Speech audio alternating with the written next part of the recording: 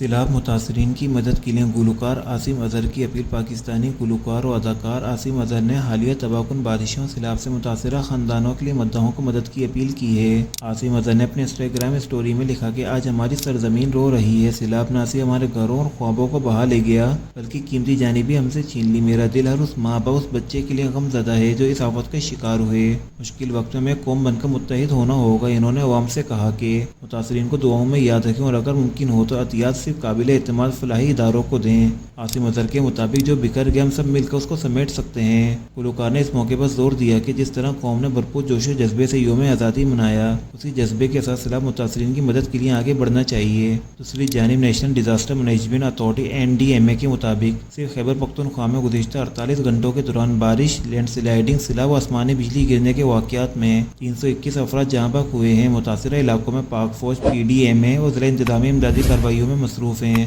آپ سب کی کیا رائے ہے؟ نیچے کامنٹ میں ضرور لکھیں۔